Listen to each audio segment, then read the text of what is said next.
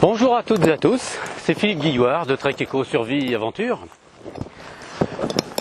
J'espère que vous ne m'en voudrez pas aujourd'hui si je fais un petit peu exprès de vous donner envie à vous présenter cette vidéo devant un panorama aussi magnifique. Je suis en Corse au mois de mai et c'est vrai, il faut l'avouer, c'est une île qui est absolument magnifique. Je suis venu ici un petit peu exprès pour vous parce qu'il y a quelques plantes qui poussent ici qui sont très particulières et j'avais souhaité vous en présenter une en particulier, celle qui s'appelle le romarin. Pourquoi le romarin? Eh bien parce que le romarin de Corse est très particulier, il est absolument différent de tous ceux qu'on connaît partout ailleurs. Nous avons beaucoup de chance aujourd'hui, en plus, nous sommes au mois de mai. Le romarin, comme vous le voyez, est en fleurs et on peut dire que sa couleur est vraiment magnifique. Une forme de mauve qui est vraiment particulier à la Corse. Ici, le romarin pousse en grande quantité un petit peu partout et à la différence des romarins que nous plantons parfois dans notre jardin, ce n'est pas du romarin qui est cloné, c'est un romarin qui est sauvage et qu'on appelle un romarin endémique. Ici, les Corses sont très fiers des plantes qui jonchent leurs collines et toutes les montagnes environnantes. Il faut avouer que lorsqu'on est dans le maquis et qu'on passe à travers de tels massifs de plantes, on est vraiment émerveillé. Ce romarin possède un arôme qui est absolument fabuleux. Et comme vous le voyez, en plus de ça, les bourdons, les abeilles viennent le butiner continuellement. Ce romarin est particulier. Pourquoi? Parce que sa composition même est différente des romarins qu'on trouve en Provence ou dans le nord de l'Afrique.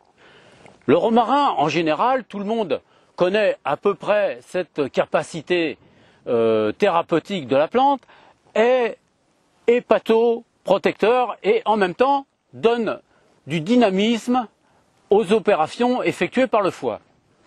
Mais le romarin de Corse a une particularité, c'est qu'il est le seul à produire certaines molécules à l'intérieur de sa composition, ces molécules étant utilisées dans l'huile essentielle en l'occurrence souvent pour pouvoir traiter la dépression. Ces molécules, on les appelle des cétones, ça n'est pas très important, mais ces molécules ont la propriété d'avoir sur le système nerveux une action dynamisante qui fait que lorsqu'on consomme tout simplement en tisane ce romarin, on acquiert tout de suite et rapidement une forme de sérénité qui permet d'affronter les difficultés dans lesquelles on peut être installé parfois. La particularité du romarin en général, c'est effectivement de travailler sur le foie, de favoriser toutes les fonctions hépatiques. En ce qui concerne le romarin de Corse, effectivement, il a cette propriété. Le romarin qui pousse en Provence, lui, possède une propriété supplémentaire qui lui est bien plus puissante. C'est un romarin qui est cardiotonique, c'est-à-dire c'est un romarin qui, lorsqu'il est utilisé le matin en guise de petit déjeuner à la place du café, vous donne une pêche du tonnerre qui fait qu'en réalité, on l'appelle souvent le ginseng de Provence. si vous utilisez ce romarin de Provence, vous verrez que lorsque vous le consommez, vous ressentez des effets qui sont totalement différents. Il y a encore un autre romarin qui est particulier et qui n'a pas les mêmes propriétés que celui-ci, évidemment, c'est le romarin qu'on trouve au Maroc, au nord de l'Afrique. Ce romarin possède des propriétés bronchopulmonaires, c'est-à-dire qu'il donne plus de force au système respiratoire. Il permet aux gens d'avoir une respiration qui est bien meilleure. Alors pourquoi ces différences entre ces trois types de romarin? Pour ceux qui ont vu la vidéo que j'ai faite avec Francis Allais, botaniste français connu dans le monde entier, particulièrement pour ses travaux sur l'intelligence des arbres et des plantes, j'invite d'ailleurs ceux qui n'ont pas vu cette vidéo à la regarder parce que c'est un homme d'une humilité vraiment très grande et qui explique les plantes d'une manière tout à fait particulière. C'est un homme qui est vraiment fabuleux. Je lui fais un petit coucou en passant d'ailleurs si jamais il regardait cette vidéo. Donc de plus en plus, c'est ce qu'il m'expliquait dans la vidéo, de plus en plus d'hommes scientifiques s'accordent pour dire que les plantes développent une forme d'intelligence qui est manifeste dans leur manière de vivre. Cette forme d'intelligence, évidemment, n'a rien à voir avec celle que nous manifestons nous, mais il faut bien comprendre que l'intelligence n'est pas forcément quelque chose qui est défini avec des critères particuliers. Sinon, ces critères sont essentiellement humains. Mais ces hommes scientifiques, donc, sont tous unanimes pour dire que les plantes, elles aussi, possèdent une intelligence qui fait qu'elles s'adaptent au milieu dans lequel elles vivent et qu'elles produisent des artifices ou des méthodes afin de pouvoir survivre ou de mieux vivre et de se reproduire. Et cela en fonction des endroits où elles vivent et en fonction de ce qu'elles doivent vivre et gérer à chaque fois qu'elles sont en croissance. Qu'en est-il de la particularité de ce romarin de Corse? Eh bien, la particularité de ce romarin, c'est que cette plante sait qu'elle est sur une île entourée totalement par la mer. Et donc qu'elle est ici un petit peu comme solitaire dans ce monde. Et elle a développé cette caractéristique sous une forme particulière en créant des substances à l'intérieur d'elle qui lui permettent de résister à cette espèce de distance qui existe avec les romarins qui sont dans des pays bien plus loin avec lesquels normalement toutes les plantes correspondent, car vous savez bien que grâce au vent, les plantes correspondent quand c'est l'époque des pollens, mais aussi, mais ça j'en parlerai certainement dans d'autres vidéos, correspondent par d'autres moyens. Donc étant sur une île, ils ne peuvent le faire et ils savent pertinemment qu'ils sont ces romarins, donc ici tout seuls. Ils développent des caractéristiques qui pourront certainement aider les personnes qui sont dans des cas isolés de la même manière. Certains pourraient être amenés à penser que ça peut peut-être être un peu tiré par les cheveux.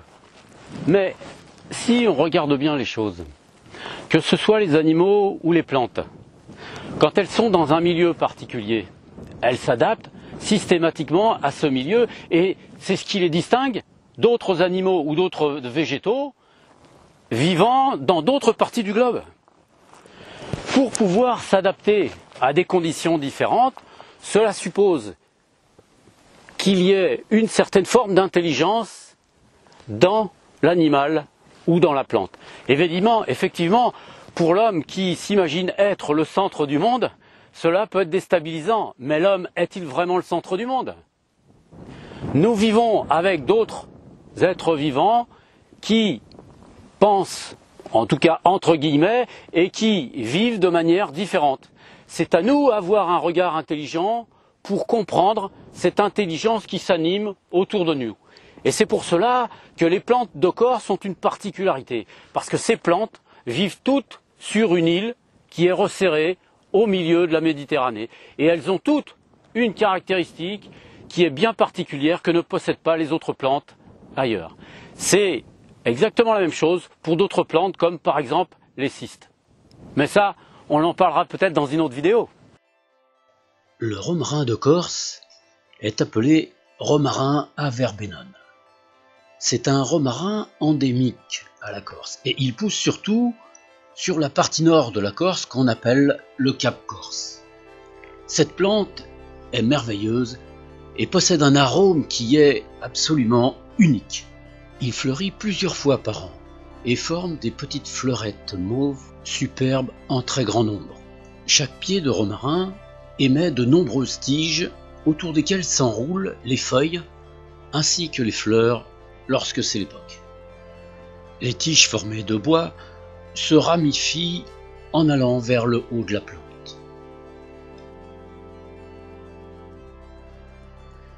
Les feuilles sont très nombreuses portées autour de la tige.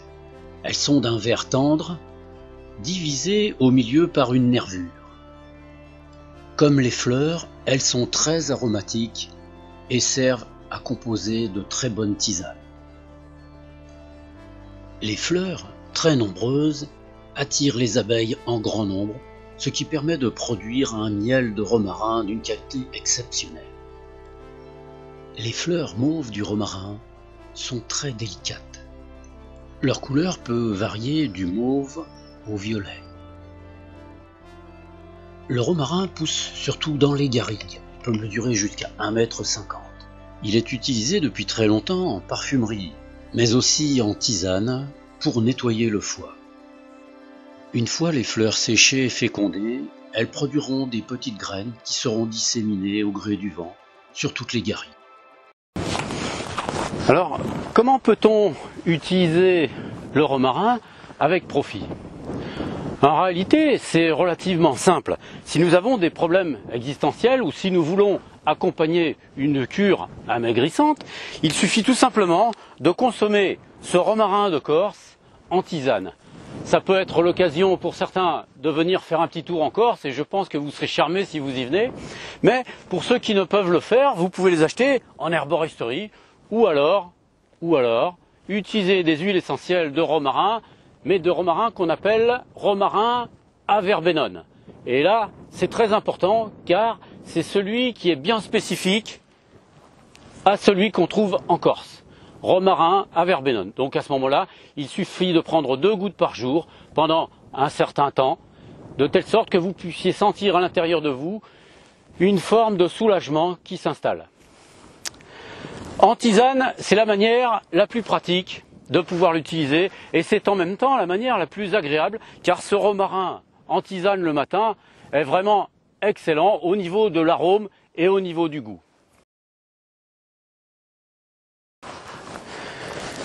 Un petit détail qui a son importance que je souhaitais souligner, si vous souhaitez utiliser le romarin que vous avez dans votre jardin pour remplacer celui qui est en Corse, vous serez peut-être un petit peu déçu car les romarins qui sont vendus en jardinerie sont des romarins clonés.